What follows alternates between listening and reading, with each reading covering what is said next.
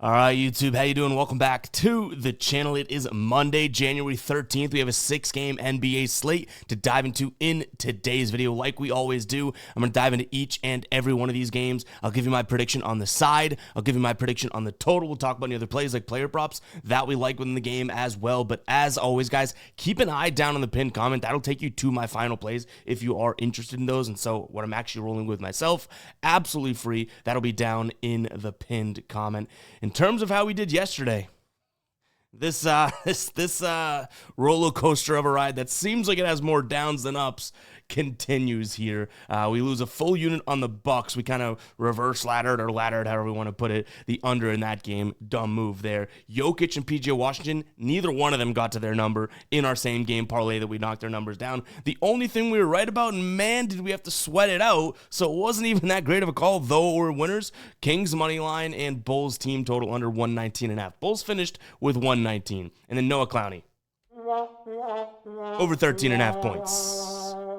Goose egg. I don't know if we've ever taken a player before in his points and he finished with 0. So I feel like we can't go much lower than that. Hopefully that, and that was our last play of the night too. Hopefully that is like rock bottom for us. And finally we can start digging up here because we are just bleeding units at this point. I think we're hovering right around 3 units. We finished 2024 up nearly 8 units. So put it in perspective there, right? We have just been bleeding units. Still positive on the season, but it has been a bad January. But nonetheless, you can't guarantee winners in this business, in this industry. You just got to keep plugging through, stay true to the process, which is what we are going to do here. Unfortunately, we're dropping another womp womp. Our ride of the day does not come through either. Adam going for his second straight win here at Quentin Grimes over 7.5 rebounds plus assists. He finished with 4, so just a little bit shy of that number, but hey, I can't talk, right? We had a guy for 14 points and he finished with 0, so I'm not talking out here. But if you guys don't know what the ride of the day is, all you have to use is that hashtag ride of the day in the comments, or ROTD. I jump on board with one person's play each and every day. Give you a shout out in the next video, win or loss, also on my Twitter, which is right here,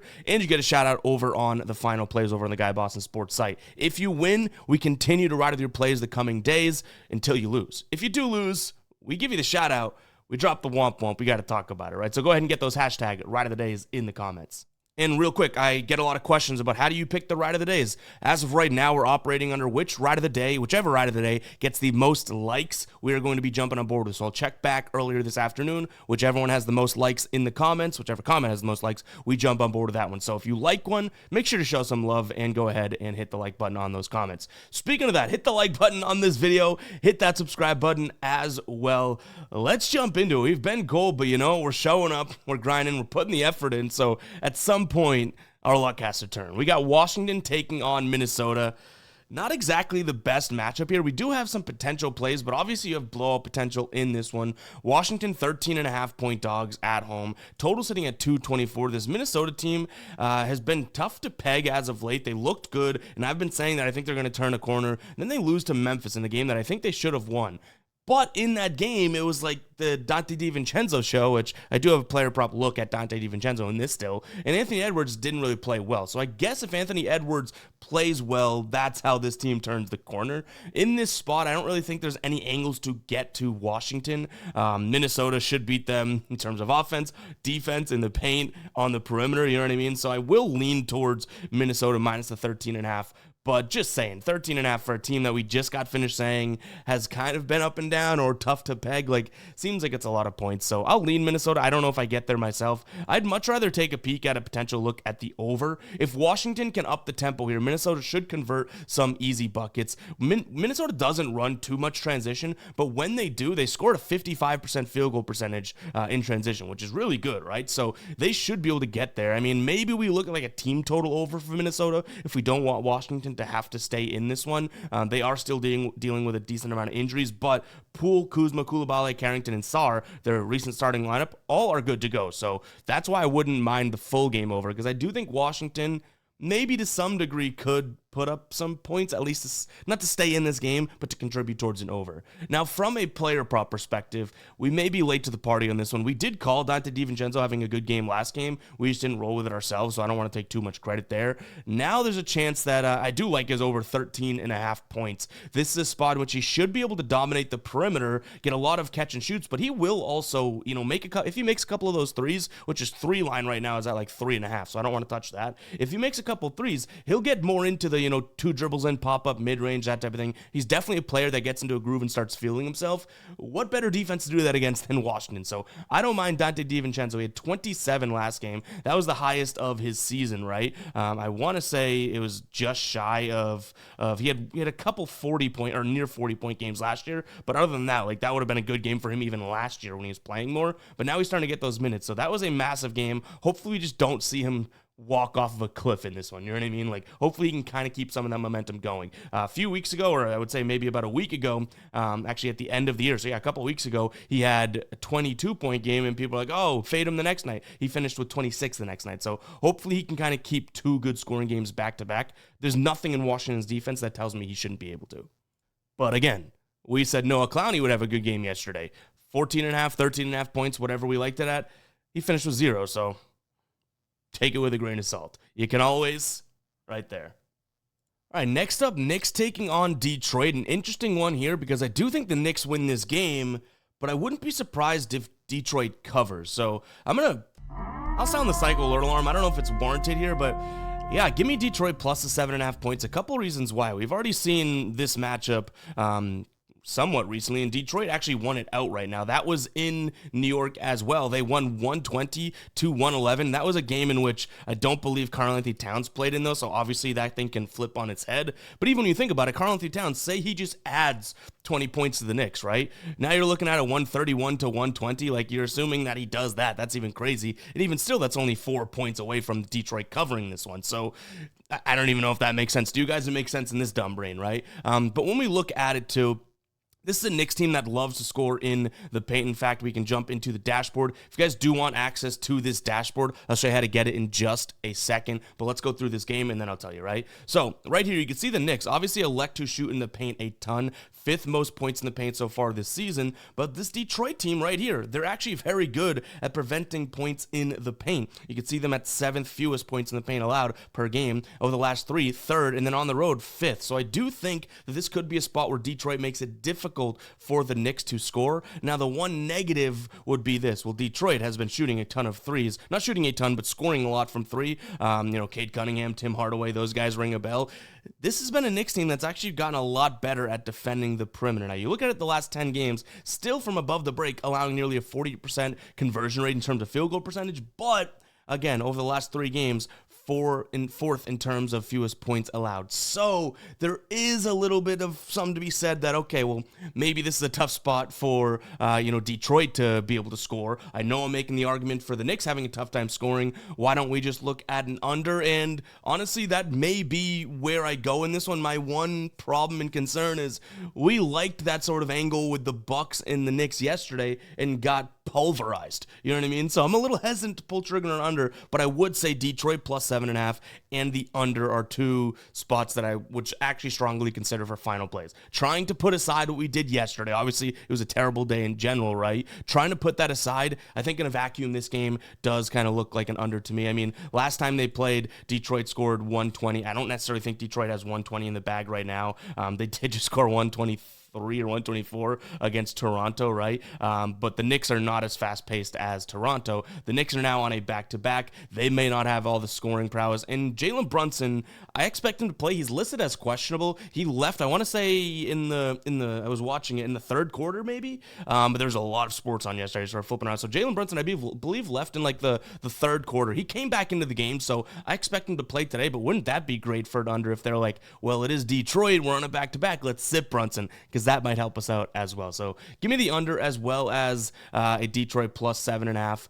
The more and more I talk about it, the more and more I might like an under. In terms of where we come out on a player prop side of things, neither one of these teams has like that big void to be able to go and score on, right? Like, yes, we could make the argument for someone to be able to score from deep on the Knicks, but do we really want to trust any of the names that I'm about to mention compared to their line? Jalen Brunson, Karl-Anthony Towns, Bridges, those are the above the break three guys that we would target. Their lines are definitely, inflated, especially given the fact that they're on a back-to-back here. And by the way, they smoked the Bucks yesterday, but if we look at some of the minutes, Karl-Anthony Towns 35 minutes, Hart 35 minutes, OG Anunoby 31 minutes, Bridges 37 minutes, Brunson missed some time, he played 29 minutes. So even though they're on a back-to-back, even though they blew them out, they are on a back-to-back here, and they played a bunch of minutes yesterday. They wanted to make a statement. So again, a lot of those guys that I just mentioned, like if we use Bridges, for example, if we want to look at his three-point line, you're going to have a line that's at 2.5 right now. Yes, it's plus 150, but what if he doesn't get a full minute run? What if they do blow out Detroit? This is going to be one of the first guys that they say, okay, let's sit, right? So I guess I would look at those guys, maybe Bridges for the value here, 2.5 at plus 150. That does seem like it's a decent spot. But overall, player props are tough to come by in this game. If we do add anything in, I'll put it by the final plays, then I'll put a little blurb as to why I like it, like I always do, right? Now, in terms of how you can get access to the dashboard, right here on the Guy Boston Sports website, GuyBostonSports.com. It's also the website linked in the pinned comment. You head over here, you go over to the members area. You can head right in there, or you can just go directly to the NBA dashboard. If you have access, you will see this, and I believe, yes, this is updated for today, which is great. It just is a PDF, which you can download. You can look on your phone. You could print it out. Like I tell you guys, when I'm traveling or on the road, I like to print it out, take it with me, and make scribbles and notes throughout the day. But it has each and every game broken down from a perspective of what stats I deem important personally, what I use every single day, and we put it in a visual format. Obviously, you can see here, red is bad, green is good. Having some trouble downloading starting lineups this morning, but nonetheless, usually that's in there as well. I think that's missing probably from all the games. But overall, guys, this is how you get it.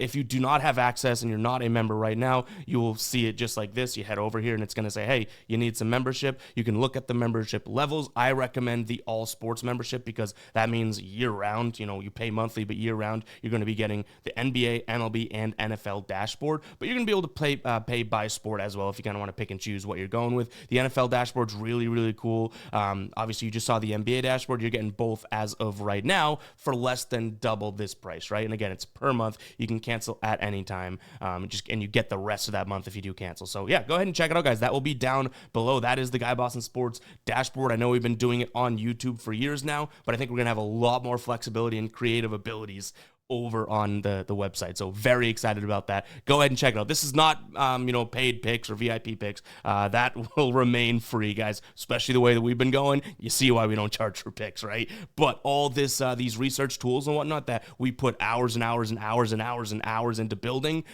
small price for them. But yeah, go ahead and check it out. I love the sort of feedback. Everybody seems to think that these things are absolutely awesome. So go check it out. It might help you out with your research and kind of shorten your time and make you a little bit more efficient. All right, Toronto taking on Golden State. This Warriors team has lost 3 of their last 4 games. They've lost 6 of their last 10. Toronto, though, is kind of on a little bit of a slide now. They have had quite the run of teams that they've played. So they're 1-9 in their last 10, 2-8 against the spread, right? But let me go through their last 10 games here really quickly. There are some duds in here, but they've played a damn strong schedule. Knicks, Memphis, Atlanta, Boston, Brooklyn. Now this is where it really gets dicey. Last 5 games, Orlando, Milwaukee, New York, Cleveland, Detroit, when Detroit's playing well, right? So this is definitely a Toronto team that has kind of been through it, so I'll give them credit for that one, whereas Golden State has played the Lakers, and they were in Golden State, Clippers, Phoenix, Cleveland, Philadelphia, Memphis, Sacramento, Miami, Detroit, Indiana. Like, there's definitely some teams in there that you're like, yeah, that's a good team, right? Cleveland's in there, Memphis is in there, but overall, Toronto, like, that gauntlet is crazy, especially those last 5 games with Orlando, Milwaukee, New York, Cleveland, Detroit. And again, Detroit's playing above their head right now. So I'm going to give Toronto some credit there, but I do think that this is the type of game where Golden State says, all right, let's figure some things out, right? Now, we've seen some late scratches, so I never recommend rolling and locking in a Warriors play until you just know the starting lineup, I guess, or at least have a feel for it, because we've seen at this time, recording very early, Steph Curry, nothing, no injury designation. In a couple hours, he could be questionable. Then he's doubtful, you know what I mean? So be careful with this team. Looks like the only injuries we have to pay attention to are ones that we know. No Kuminga, no Peyton, no Podensky, and then you're seeing Draymond Green listed as probable. I like the Warriors in this spot. I think it's a get-right spot for them in terms of how they will be able to score 5th most points, from 3 so far this year. Obviously, we know the Warriors, they've been kind of shaky as of late, but this is a Raptors team that's allowing the 4th most points from 3 over the last 3 games. Again, they've played a rough schedule, keep that in mind, but I wouldn't argue the biggest of 3-point shooting teams, right? Knicks, Cleveland, I guess, to some degree, and Detroit. But they, over the last 3 games, they've allowed the 5th most. So this is a team that has definitely allowed some scoring from 3. Even if we use the dashboard one more time here, you'll see Toronto above the break last 10 games, 43% field goal percentage. Right corner, 43% field goal percentage. Left corner, nearly 50, 47.5 field goal percentage against. So this should be a spot in which Golden State says, finally, let's rain them down, right? Which obviously Steph Curry and company should be able to do here. So yeah, I'm going to lean towards the Warriors. I do like Steph Curry. I even like a potential thought about, maybe a Buddy Hield look, but Buddy Hield is just so few and far between as to what we're going to get out of him. But this is the type of team that I do think he should be able to fire against. So the way that I would look at this is potentially Warriors -5.5, potentially Steph Curry over. I think his line's at 4.5, which is crazy, but I do think Steph has a good game today. So maybe even just Steph over in points, which I think is 24.5. If he makes 5 threes, that's 15 points, is more than halfway there. Yes, Steph either threes or points. But one thing I may do here, because I'm not all that comfortable with Buddy Hield over 2.5 threes. Even though he's had 10 threes the last 2 times combined, he played the Raptors. The one thing I might do, I feel like I keep teasing it. The one thing I might do, tangent. One thing I might do, rant, if we're getting off subject.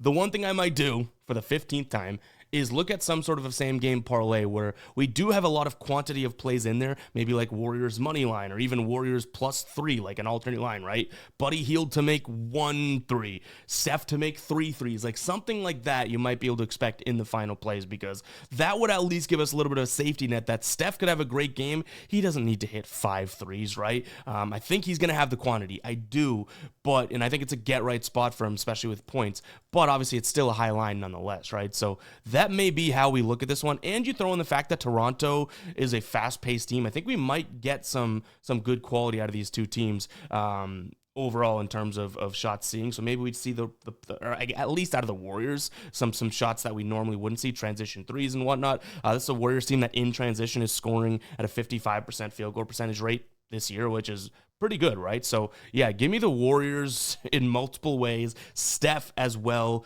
And then in terms of the total, I kind of just leaked it, right? I don't mind an over in this spot. This is a spot in which Toronto, yes, they should struggle in terms of scoring in the paint, which is what they like to do. But if this is an up-tempo game, and obviously the Warriors have kind of been up and down defensively, then I do think that Toronto can get some buckets.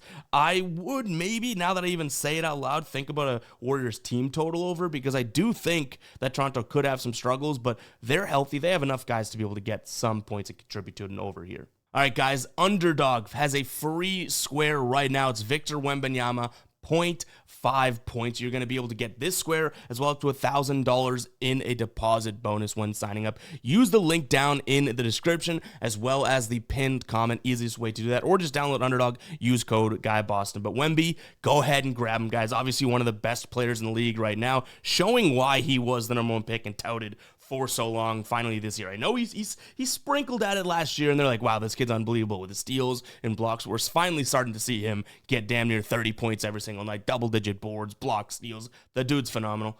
All we're asking for here is 0.5 points. Give me 1 bucket, Wemby. Go sign up for Underdog, guys. If you don't know what it is, it's a DFS app that's available in most states. You combine Wemby with, or any plays you want, right, with other plays, put them into an entry. The more you win, the more you get paid out. You can win up to 1,000 times your money over there too, which is cool. So go check out Underdog, guys. That link will be in the description as well as the pinned comment. Now let's jump back into these games here.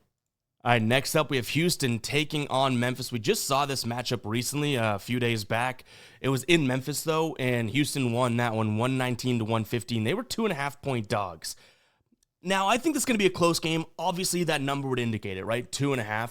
Memphis is healthy here in this one, which I think is obviously incredibly important to note. They were fairly healthy. Like, John Morant, I think, had like 26 or 27 against Houston last time.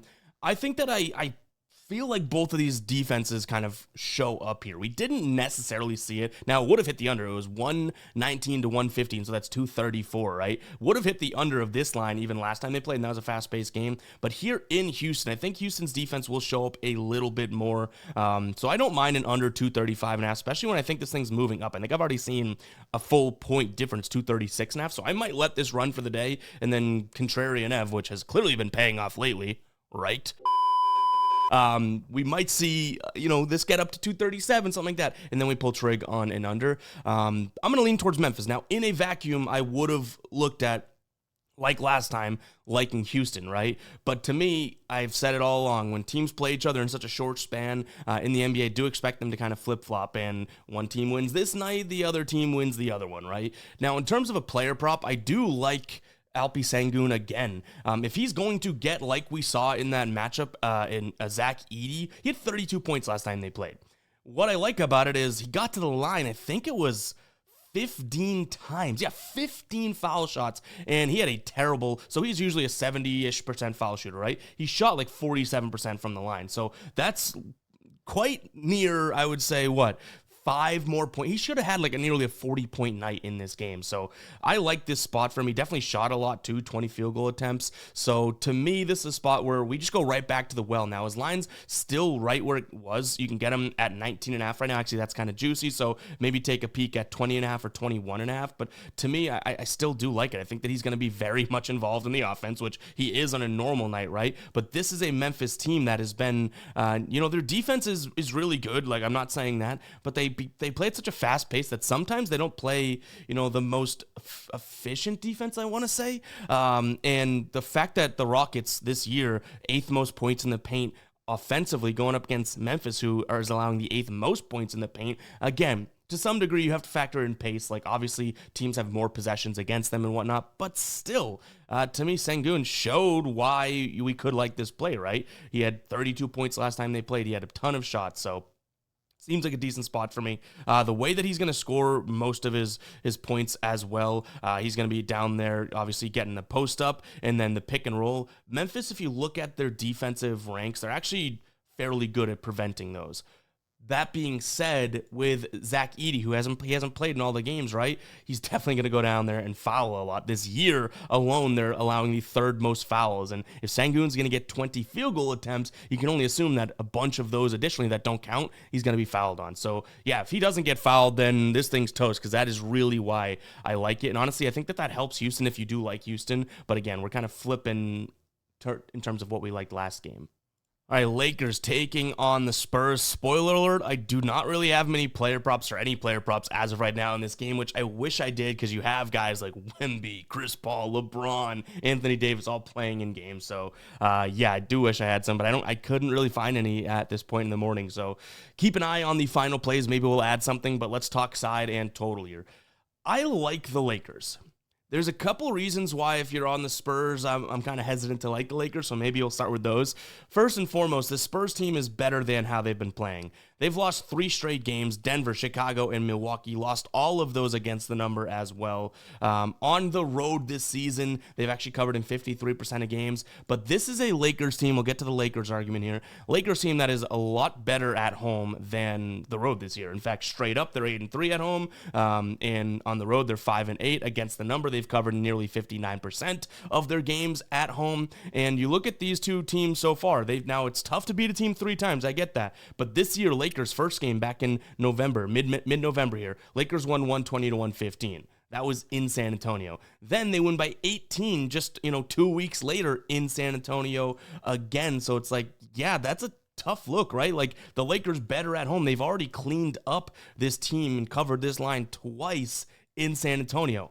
Back to the San Antonio argument.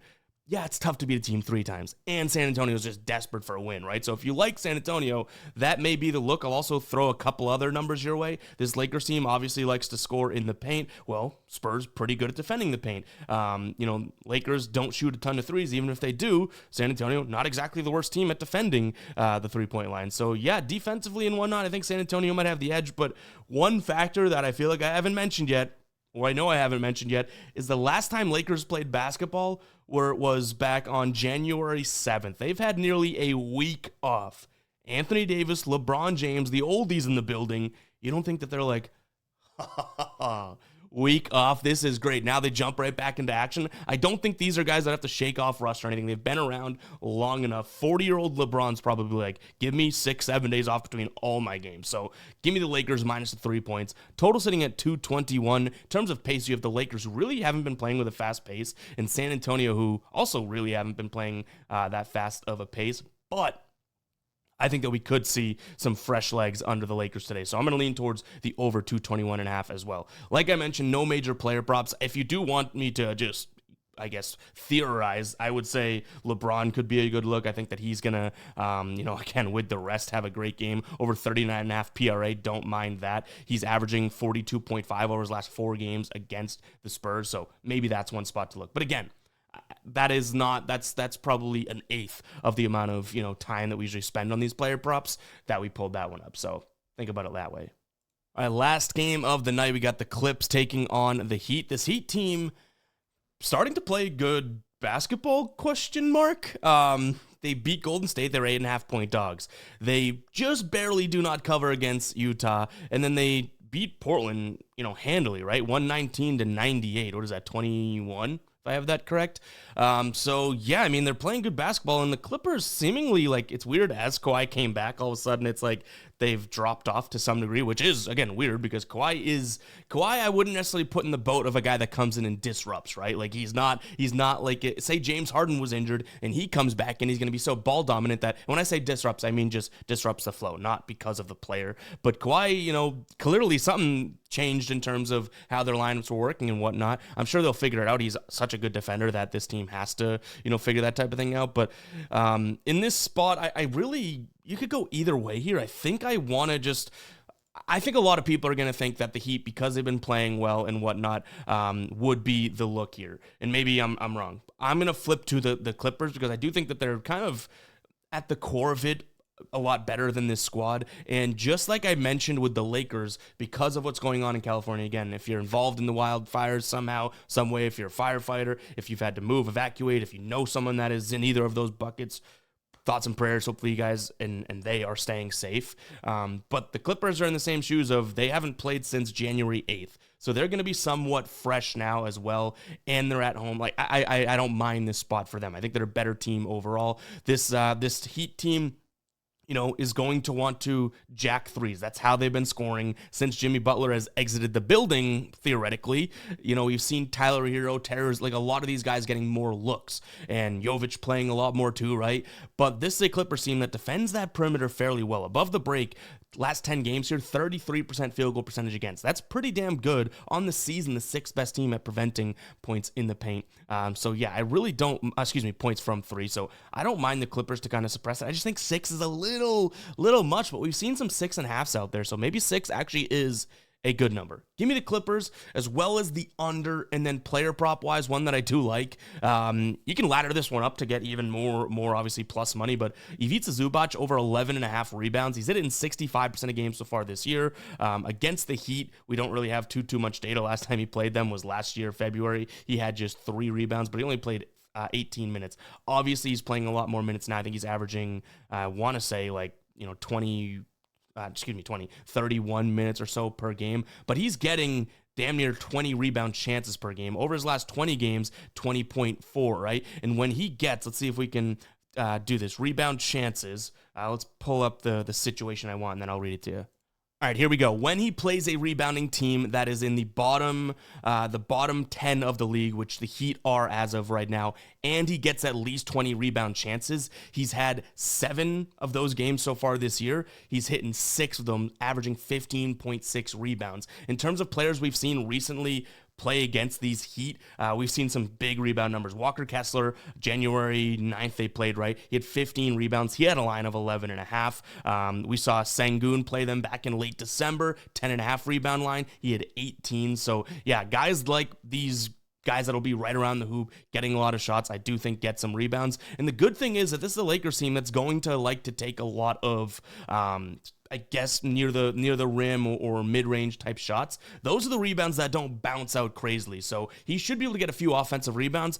On that same note, the only thing that worries me is that the Heat have been chucking, and if you guys don't know, when teams shoot a lot of threes, there's a lot more opportunity for, small forwards and even power forwards to get some rebounds because those balls are coming in at such higher of a velocity, hit the rim, and then bounce out further sometimes, right? So that could be a deterrent, but like I said, there's been plenty of names that crush their line, and I think Zubac could be primed to do so. I mean, even with his line at 12.5, forget all the situations that I said, right? This season, he's averaging 12.5 rebounds per game, and it's a plus money line, remember that, and 11.5 is what we have it at as of right now. Last 20 averaging 12.5, last 10 games 13.4, so I do like him from a rebound perspective this game. But yeah, Clippers under and Zubac over in rebounds. But guys, that is going to wrap it up for today's show. If you made it this far into the video, go ahead and comment 30 for me. Appreciate the crap out of you guys sticking around for this long, just about the 30-minute mark, right? Really, really do appreciate it. Tell you guys all the time, don't take this for granted, and I don't think I ever will. Like,